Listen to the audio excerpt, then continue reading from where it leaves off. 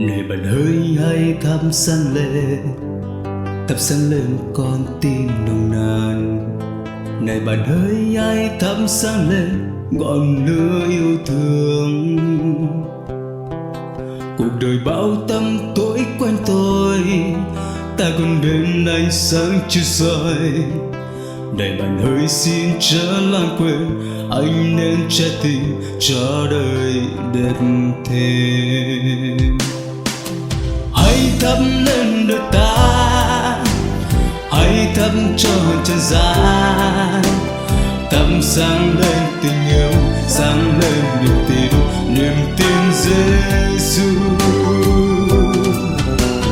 Hãy thắp lên đời ta, hãy thắp cho trần gian, đốt cháy tan niềm đau, xóa bóng đêm từ lâu vây kín quanh đời. Này bạn hỡi hãy thắp sáng lên tươi vui đời tràn. Này bạn hỡi hãy thắp sáng lên ngọn lửa hân hoan.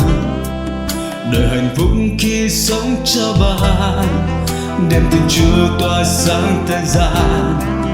Này bạn hỡi xin chớ hững hờ, xin chớ ở thờ, Chúa đang đợi trông. Hãy thắp lên đời ta, hãy thắp cho trần gian, thắp sáng lên tình yêu, sáng lên niềm tin Giêsu. Hãy thắp lên đời ta, hãy thắp cho trần gian, đốt cháy tan niềm đau, xóa bóng đêm từ lâu vây kín quanh đời.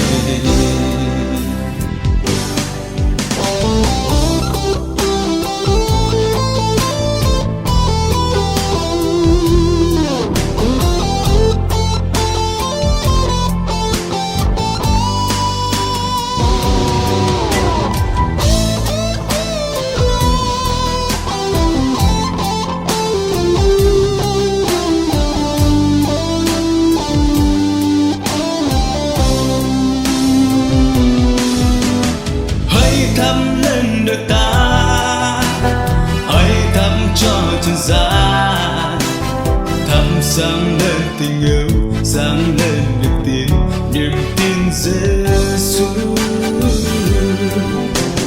Hãy thắp lên đời ta, hãy thắp cho trần gian, đốt cháy tan niềm đau, xóa bóng đêm từ lâu vây kín quanh đời. Hãy thắp lên đời ta, hãy thắp cho trần gian, thắp sáng lên tình yêu, sáng lên niềm tin Giêsu.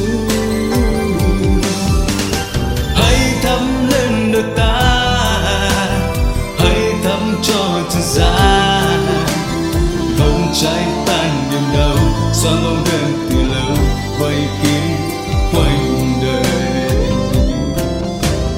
Đốt cháy tan niềm đau, xóa bóng đêm từ lâu